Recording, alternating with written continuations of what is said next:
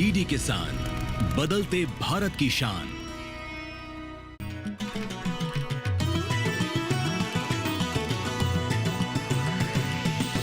DD किसान, बदलते भारत की शान।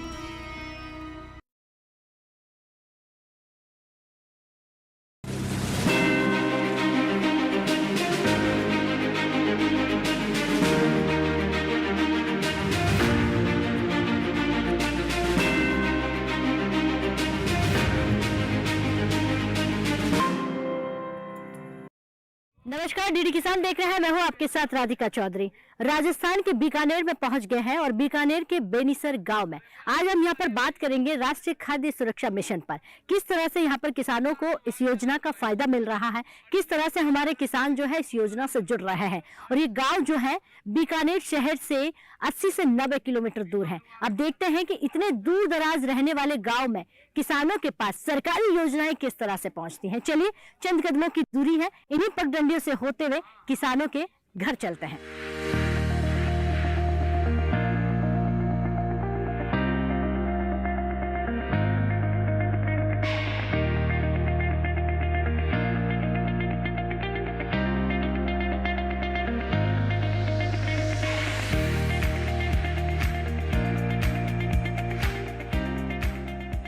हमारा सफर जो है बेनीसर गांव में आकर पूरा हो जाता है। ये बीकानेर का गांव है। एक बार जोरदार से तालियां भाई अपने आप के लिए, बहुत स्वागत। और ये तालियों की गड़गड़ाहट जो है राजस्थान के बीकानेर और बेनीसर गांव का बार बार नाम इसलिए लिया जा रहा है कि शायद आप इससे पहले कभी नहीं जानते होंगे और ना ही आपने इस गांव का नाम सुना होगा। लेकिन आज जब आप सुनेंगे और समझेंगे तो ये समझ में आएगा कि यहाँ का किसान जो है किस तरह से खाद्य सुरक्षा मिशन से जुड़ रहा है, किस तरह से अपने खेतों में और अपने गाँव में विकास कर रहा है, किस तरह से सरकारी योजनाओं से जुड़ रहा है। देखिए, बहुत महत्वपूर्ण हो जाता है क्योंकि हम हमेशा तिलहन और दलहन पर बात करते हैं। तो तिलहन या कि सबसे ज्यादा जो है यहाँ पर आपको देखने को मिलेगा, मूंगफली यहाँ पर सबसे ज्यादा होती है। और विभाग से देखिए, कृषि विभाग से हमारे साथ अधिकारी हैं, नाबार्ड से हैं, केवीके कृषि विज्ञान से भी हमारे साथ बैठे हुए हैं। सबसे पहले जो नाबार्ड से आप आए हैं, मैं आप ही से एक सवाल करूंगी। सर, आप खड़े हो जाइए। नमस्कार जी। नमस्कार मैम। क्या नाम है आपका? रमेश तांबिया, डीडीएम बीकानेर यहाँ पर मैं काम कर रहा हूँ जी। आप डीडीएम हैं तो मुझे ये बताइए कि अगर मैं इसी गांव की बात करूं, बेनीसर की, तो बेनीसर में तिलहन को लेकर आपने नया क्या दिया है नाबार्ड की तरफ से? जैसा कि मैडम आप बात कर रहे हैं तिलहन के प्रोडक्शन की और उसको सहेज के रखने की, तो नाबार्ड और भारत सरकार दोनों ही एक स्कीम है ISM, इंटीग्रेटेड सब स्कीम फॉर एग्रीकल्चर मार्केटिंग। यहाँ पर शॉर्टिंग ग्रेडिंग जिसको बात करें या स्टोरेज के लिए जिसकी बात करें, जिसको अपन कहते हैं कि किसान को सही मूल्य मिले, उसके लिए यहाँ पर काफ़ी अच्छा काम हुआ है। यहाँ पर 2 गाँव है रेडी, और वहाँ पर किसानों ने, अग्रणी किसानों ने वहाँ पर इसके लिए स्टोरेज बनाए हैं, जो आने वाले समय में किसानों को अपनी फसल को तुरंत बेचने के बजाय सही समय या सही मूल्य पर उनको मिले, उस समय तक गोदाम में रख के बेचने के लिए उनको तैयार किया जाएगा। ऐसी योजना यहाँ पर किसानों तक पहुँचाई जा रही है। मैम, बेनिफिट मिल रहा है किसानों को? जी, 4 अग्रणी किसान हैं यहाँ पर जिन्होंने रेडी और उसके आसपास के गाँवों में मेन रोड पर ही जो इनकी मंडी है, कृषि उपज मंडी, उसके आसपास गोदाम बनाए हैं जहाँ पर शूटिंग यूनिट भी बनाई। अच्छा, हमारे किसान भाई आपसे अगर कोई बेनिफिट लेना चाहे तो आप क्या क्या इनको फायदा दे सकते हैं? आप क्या क्या काम जो है इनके लिए कर सकते हैं? जो अपन इस योजना की बात कर रहे हैं ISM की, हाँ? सबसे अच्छी बात तो यह है कि कोई भी किसान अपने खेत पर अगर स्टोरेज यूनिट बनाना चाहे, यानी कि अपनी फसल को काट के सहेज कर रखने के लिए बनाना चाहे, तो छोटे से छोटा 50 मीट्रिक टन का और बड़े से बड़ा 5000 मीट्रिक टन का गोदाम वो बना सकता है, शूटिंग और ग्रेडिंग यूनिट बना सकता है। कुल किए गए खर्च का अगर हमारा किसान सामान्य वर्ग का है तो उसे 25% अनुदान मिलेगा कुल किए गए खर्च का। और अगर बनाने वाली उद्यमी महिला या SC ST कैटेगरी को बिलोंग करते हैं, कुल किए गए खर्च का 33% उनको सरकार अनुदान के रूप में वापस देती है। ठीक ऐसे ही, क्योंकि पैसा बैंक से लेना होता है तो बैंक ब्याज लगता है किसान के लिए, किसान को इस पर ब्याज देना होता है लगभग 9%। सरकार ने इसके लिए एक और योजना लागू की है, एग्रीकल्चर इंफ्रास्ट्रक्चर फंड। 9% ब्याज में से 3% सरकार वहन करेगी और 6% किसान को वहन करना है। तो लगभग 50 पैसे सैकड़ा, जो कि सामान्य से बहुत कम दर है, इस पर किसान को ये यूनिट बनाने के लिए पैसा दिया जाता है। क्या बात है। अगर किसान स्टोरेज बनाना चाहे तो आप लोग बना सकते हो, लेकिन महिला होगी तो उसका और ज्यादा बेनिफिट मिल सकता है। बिल्कुल बिल्कुल जी। इसके लिए क्या क्या डॉक्यूमेंट देना पड़ेगा, किससे जुड़ना पड़ेगा? क्योंकि यहाँ के जितने भी किसान हैं, मुझे लगता है आपसे जुड़ना चाहे क्या करेंगे?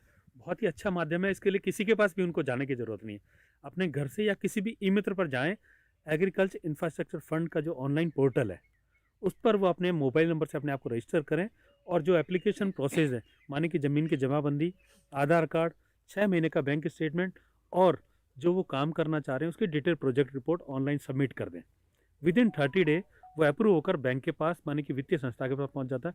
वित्तीय संस्था ऑटोमेटिकली इनसे संपर्क करेगी कि आपकी एप्लीकेशन इस स्टेज पर है और आप रिमेनिंग डॉक्यूमेंट या फिर जो पेंडिंग डॉक्यूमेंट्स उनको जमा करा के अपनी लोन एप्लीकेशन को प्रोसेस कर सकते हैं। लेकिन तामिया जी, सारे किसान इतने पढ़े लिखे नहीं है, क्योंकि आप देख सकते हैं इनके मूछें सफ़ेद हो गई हैं, बाल सफ़ेद हो गए हैं, बूढ़े हो गए हैं, तो ये ऑनलाइन तो नहीं पहुंच पाएंगे। दूसरा क्या माध्यम है कि वो वहां तक पहुंच पाए? मैडम वैसे तो मैं आपकी इस बात को मतलब सहमत हूँ कि ये बाल सफ़ेद हो गए, ये अनुभव की निशानी है मैडम। अच्छा, लेकिन दूसरी बात ये कहूँगा मैडम कि लेकिन आज डिजिटल से इतना मैडम नहीं जुड़ा है हाँ। मैडम आज हमारा जो किसान भले ही सफ़ेद बाल वाला है तो भी जो डिजिटल मोबाइल है यानी कि जो हाथ से चलाने वाला मोबाइल है, कीपैड वाला नहीं, जिसको स्मार्टफोन कहते हैं, उसको वो इस्तेमाल करता है और इतना आसान है कि वो बहुत ही आसानी से उस पर अपने मोबाइल नंबर से रजिस्टर करे। फिर भी अगर उसको कोई संशय है तो मैडम मेंबर सेक्रेटरी नाबार्ड उसका होता है जी, सीधा मुझसे संपर्क कर सकते हैं। मैं उनको एनी डेस्क पे लेकर के उनकी एप्लीकेशन फाइल कर सकता हाँ, बैठ जाइए। आप भी खड़ी हो जाए मैडम जी। नमस्कार। नमस्कार जी, मैं एकता एग्रीकल्चर सुपरवाइजर जी, यानी कि किसानों के बीच में रहने का काम आपका होता है। जी मैम। अच्छा, आप जब किसानों के बीच में जाती हैं तो ज़्यादातर समस्या क्या आती है? इसमें मतलब सरकार की तरफ से योजनाएं चल रही है अभी कृषि विभाग में, जैसे पाइपलाइन फुहारा कृषि यंत्र और तारबंदी की, तो उसमें किसान आवेदन कर सकता है ई मित्र के माध्यम से। अच्छा, वो योजनाओं का लाभ उठा सकता है। नहीं वो लाभ तो उठा सकता है, ये तो मैं भी जान रही हूँ, किसान भी जान रहा है। आप उनकी क्या मदद करती है जब आप किसानों के बीच में जाती है? क्योंकि फील्ड में आप रहती हैं, सुपरवाइजर हैं, आप जाकर देखती होगी, तो आप उन्हें क्या मदद करती हैं? सवाल ज़्यादातर क्या पहुँचते हैं आपके पास? आप जब पहुँचती है तो कोई बात तो करते होंगे किसान आपसे? फसल उत्पादन में क्या समस्याएं आ रही है, तो उसके लिए आप मिट्टी की जांच भी करवा सकते हैं। इससे आपको पता चल जाएगा आपको कि मिट्टी में किस चीज़ की कमी है, तो उसी चीज़ को आप यूज कर सकते हैं। और मतलब बीज भी दी जा रहे हैं सरकार से, प्रमाणित बीज, तो उन बीज का यूज करके भी अच्छा उत्पादन ले सकते हैं। ठीक है, बैठिए। अब हमारे जो किसान भाई है उन्हीं से जान लेते हैं। अब हमने अधिकारियों से तो पूछ लिया कि वो क्या काम करते हैं। जी, क्या नाम है आपका? नमस्कार राधिका जी, मेरा नाम मेघनाथ है और फौज से मैं रिटायर्ड हूँ, फिलहाल किसानी कर रहा हूँ। अब देखिए, पहले आपने देश की सेवा सरहदों पर की है और अब खेती बाड़ी करके अन्नदाता हैं आप, यानी दोनों ही महत्वपूर्ण हैं। अच्छा, मुझे बताइए कि खेती में आप क्या क्या करते हैं? खेती में मूंगफली की बिजाई करता हूँ और ग्वार, मोठ, बाजरा ये सारा कुछ बीजता हूँ। यानी कि तिलहन की खेती करते हैं। तिलहन की ज़्यादातर। कब से कर रही है? मैं 2010 से। और उससे पहले क्या लगाते थे? पहले तो बाजरा, मोठ, ग्वार 3 ही चीज़ थी। पानी था नहीं, ट्यूबवेल थोड़े बाद में बने हैं, 9-10 में बने हैं लगभग। 9-10 में। हाँ जी। इसके आने से अब फसल आप साल भर में कितनी बार ले लेते हैं? 2 बार। 2 बार। हाँ जी। तो सीधा मतलब हो गया कि फायदा है। फायदा है। अच्छा, जब तिलहन की खेती करते हैं तो मूंगफली उत्पादन कितना होता है और बीज कौन सा लगाते हैं आप? बीज अभी तो 510 लगे हैं, समथिंग 10 कुंटल बीघे की बैठती है। 4 बीघा में 40 कुंटल लगभग। अच्छा, तो ये उत्पादन कैसे बढ़ा? कि अच्छे बीज की होने की वजह अच्छे से या बीज हो जानकारी? गया, अच्छे कृषि विद्यालय जो आते हैं केवी से, उनको काफ़ी उन्होंने हमारी मदद की है, दवाइयों पानी के बारे में, बिजाई के बारे में, बीज के बारे में, हम्म। और सारा कुछ उन्होंने बताया, तो उसकी वजह से बढ़ गया। पहले 8-9 था, अभी 10 से ऊपर भी निकल गया कुछ। मूंगफली में सबसे ज्यादा समस्या क्या आती है? मतलब कोई बीमारी बता समस्या पाएंगे? सबसे ज़्यादा गोजे की आती है, गोजा लट जिसको बोलते हैं, हाँ हाँ, उसी की आती है। तो उसका समाधान क्या करते हैं आप लोग? समाधान तो कोई मिडा से। फौजी साहब, एक बात बताइए हाँ जी। कि पिछले कुछ 10 सालों की अगर हम बात करें, बेनीसर गांव में कितना बदलाव आया है? कितने जागरूक किसान हो गए हैं? बहुत कुछ बदलाव आ गया। जैसे पहले तो जैसे हमारे पास चढ़ने के लिए बैलगाड़ी भी नहीं थी, और अभी हम गाड़ियों पर घूम रहे हैं, तो बदलाव तो आया है निश्चित। सीधा तौर पे विकास हो गया है। बिल्कुल विकास हुआ है। अच्छा, ये एक बात बार बार कह रहे हैं कि आमदनी हमारे किसानों की डबल होनी चाहिए, तो यहाँ पे डबल हो रही है? डबल तो नहीं हो रही, क्योंकि जैसे हमारे 200 कुंटल मूंगफली होती है और गवर्नमेंट एमएसपी रेट पर खरीदती कितनी है? 25 कुंटल। तो 175 कुंटल मूंगफली तो वैसे ही देनी पड़ती है, जैसे बाजार के भाव देनी पड़ती है। कितना फर्क आ जाता है जो सरकार से को कम देते हैं और 1,500 रुपये के समथिंग आता है, 1,500-2 हज़ार के समथिंग है। अभी जैसे 5 है और एमएसपी रेट 6,750 है, ऐसे हाँ। है, तो काफ़ी फर्क है। तो आप चाहते हैं कि पूरा खरीदा जाए? पूरा खरीदा जाए, और हम ये चाहते हैं कि बाजार के अंदर भी रेट अगर लगे तो एमएसपी से 1 रुपया ऊपर लगे, न कि नीचे। नीचे लगने से घाटा ही घाटा है, जी, ऊपर लगे तो ठीक है, या फिर गवर्नमेंट एमएसपी रेट पर खरीदे, वो भी अच्छा है। ठीक है, बैठिए। Thank you. चलिए, आप भी खड़े हो जाइए सर। नमस्कार जी, नमस्कार राधिका जी, क्या नाम है गांव आपका? बेनीसर में स्वागत है। बीरबल नाथ नाम है मेरा। मैं रिटायर्ड तहसीलदार हूँ और किसानी कार्य भी थोड़ा देखता हूँ, अच्छा, उसे बच्चे देखते हैं। आप नौकरी से रिटायर्ड हैं। अच्छा, मुझे ये बताइए कि नौकरी से ज़्यादा इनकम खेतीबाड़ी में है कि नहीं है? इनकम ज़्यादा है यदि टेक्निकल तरीके से की जाए खेती, आधुनिक तरीकों से, और मौसम भी साथ दे, वैज्ञानिक तरीका अपनाया जाए तो निश्चित रूप से होता है। बाकी हाईटेक हर किसान बन नहीं सकता। यहाँ का जो ज्योग्राफिकल सिस्टम है, पानी का जल स्तर है वो बहुत गहरा है। यहाँ कोई भी ट्यूबवेल स्थापित करता है तो उसको 20 लाख रुपए चाहिए। प्राइमरी जो खर्चा होता है वो बहुत भारी होता है। ऐसे में कोई साधारण किसान करता है तो पहले कर्जा बैंक से या प्राइवेट लेता है, तो वो कवर 1-2 साल में हो जाता है, तब तो सब कुछ ठीक है।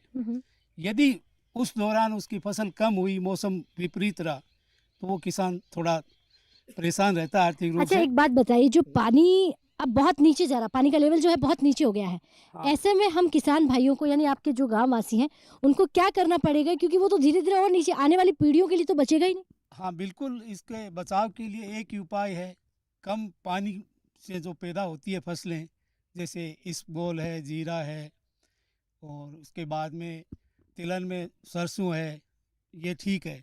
हमारे यहाँ मुख्य रूप से मूंगफली का उत्पादन करते हैं, और मूंगफली 6 महीने तक पानी की सिंचाई करनी पड़ती है।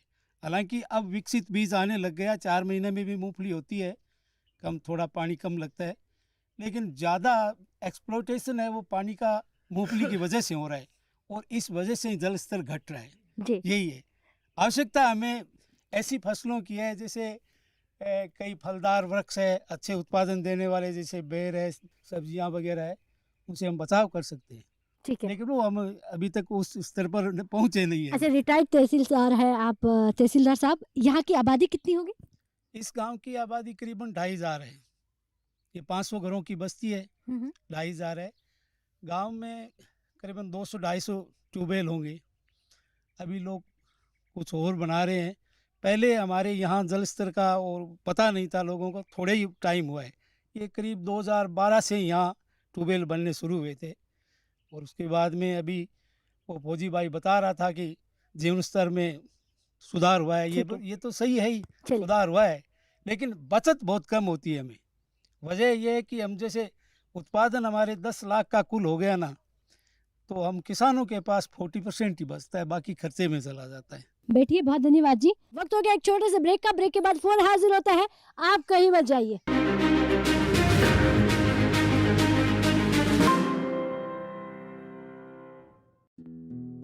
हर साल फसल कटाई के बाद पराली जलाना कई तरह के प्रदूषण और स्वास्थ्य समस्याओं को जन्म देता है। पराली जलाने से पर्यावरण में carbon dioxide, carbon monoxide, nitrogen oxide, sulphur dioxide और मीथेन की अधिकता हो जाती है, जिससे लोगों को आंखों में जलन, सांस लेने में दिक्कत, खुजली और एलर्जी जैसी समस्याएं बढ़ जाती हैं। ऐसे मौसम में अस्थमा के मरीजों को ज्यादा समस्या होती है। पराली जलाने से मिट्टी को उपजाऊ बनाने वाले किसान के मित्र कीट भी मर जाते हैं, जिससे मिट्टी की उर्वरक क्षमता को बहुत ही क्षति पहुंचती है। किसान भाई सरकार द्वारा दी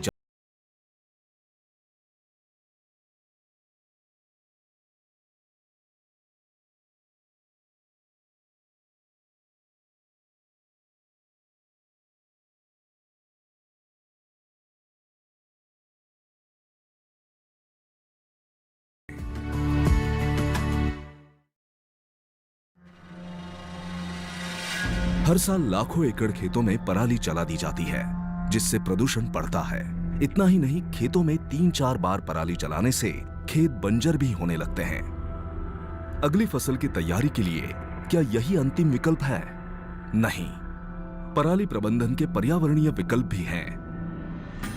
स्ट्रॉ बेलर मशीन का प्रयोग। स्ट्रॉ बेलर मशीन पराली को गट्ठर में बदल सकता है। पराली से जैविक खाद बनाई जाती है, जो खेतों की मिट्टी की उर्वरक क्षमता को बढ़ाती है। पराली को मशीनों द्वारा मिट्टी में दबाना, इसके लिए सुपर सीडर जैसी मशीनों का उपयोग किया जाता है।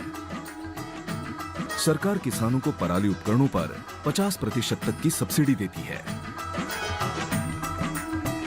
किसान भाई पराली प्रबंधन की योजनाओं का लाभ उठाएं, पर्यावरण को बचाएं।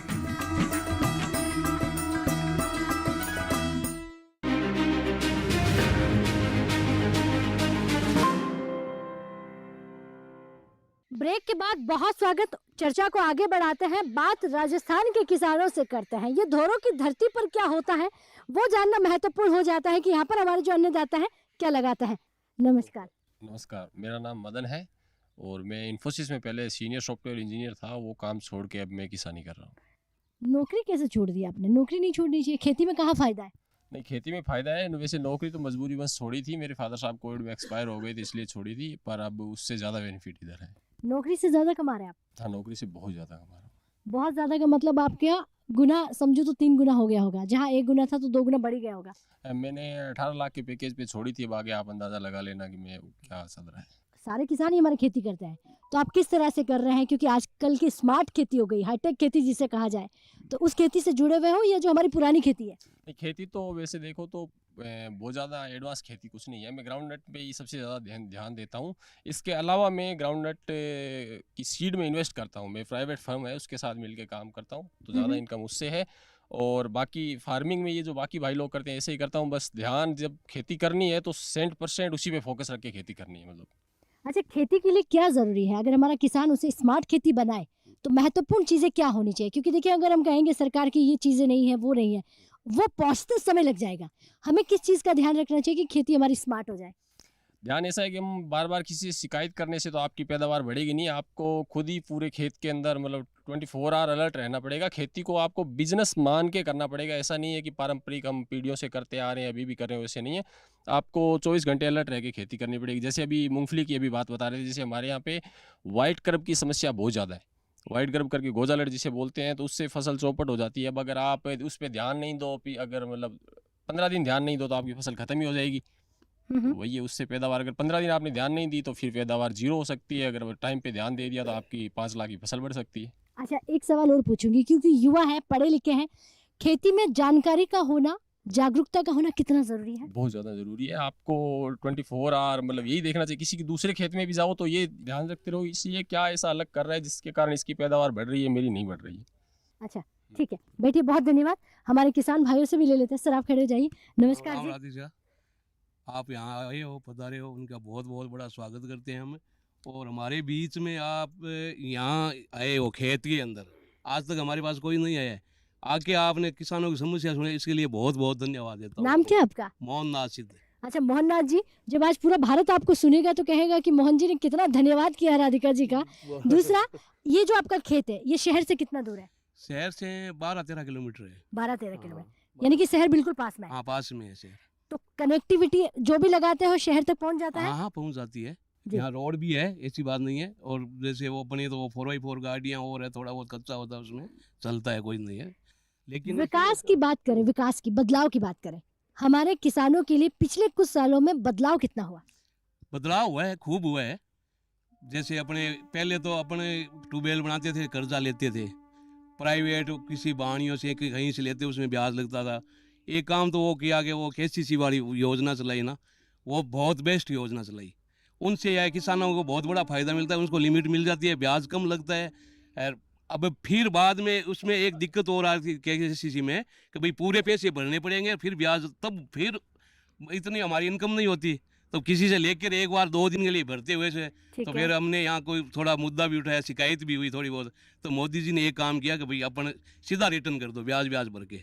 ये बहुत बेस्ट काम किया है। अच्छा, और एग्रीकल्चर यूनिवर्सिटी उसने पहले गोद लिया हुआ था हमारा गांव, तो समय समय पर आकर उसने बीज और भी दी, मूंगफलियाँ भी दी, 1-2 बीघे की वो मतलब थोड़ी बहुत दवाई उसने थोड़ा हमारे को बताया कि भाई आप ऐसे ऐसे करो। उनसे हमारे को थोड़ा बदलाव अच्छा। आया, खूब बदलाव आया उनसे।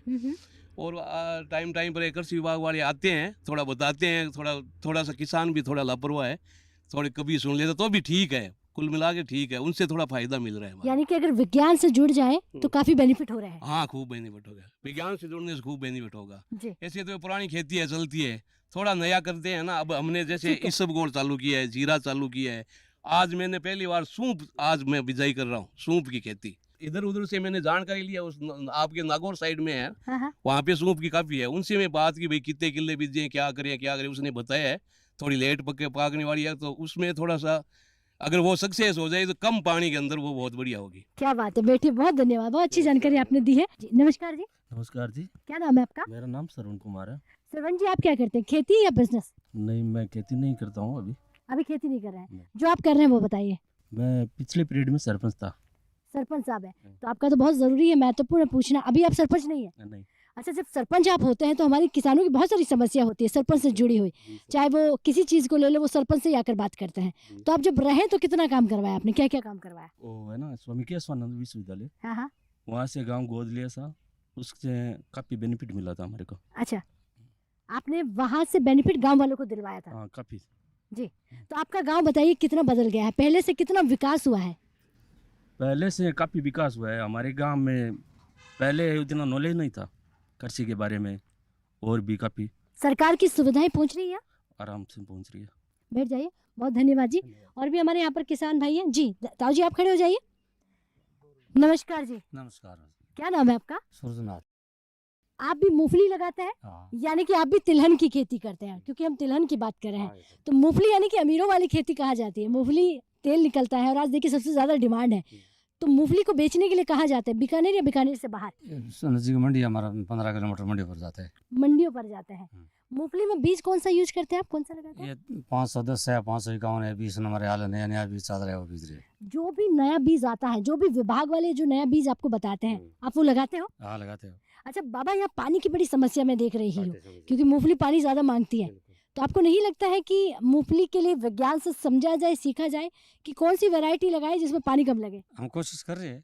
यहाँ की अगर मैं एजुकेशन की बात करूँ, मेडिकल सुविधाओं की बात करूँ, कनेक्टिविटी की बात करूँ, बाकी सब है? बाकी सब है, बाकी सब है। अच्छा, आप तो पुराने जमाने से खेती कर रहे हो, जो पहले देखते थे और आज जो देख रहे हो, दोनों में फर्क है? बिल्कुल फर्क है। पहले साधन नहीं था मैडम, अब साधन वापर गया, पानी का वापर गया, और क्या साधन वापर गया। पहले हमारे पास आ गया, और आज क्या हो गया है? आज पानी आ गया, सब कुछ हो गया, ट्यूबवेल लगा लिया, पानी। साजन मतलब गाड़ी बैठने के लिए व्हीकल हो गया है। वो ट्यूबवेल पानी वाला बन गया नहीं, वो पानी वाला ट्यूबवेल बनाया, पहले ट्यूबवेल काम है, ट्यूबवेल है नहीं। अच्छा, हाँ, सावनी अब पानी पहुंच गया है। हाँ। ठीक है, बैठ जाइए। जो हमारे अन्नदाता है वो बारिश पर निर्भर रहते थे, आज वो बारिश के साथ साथ ट्यूबवेल से जुड़कर दो दो खेती भी लेते हैं। ताऊ जी, राम राम। राम राम राधिका जी, नमस्कार। क्या नाम है आपका? मेरा नाम भागुलाल है। हाँ। मैं रेलवे से रिटायर्ड हूँ, अब खेती का काम करता हूँ।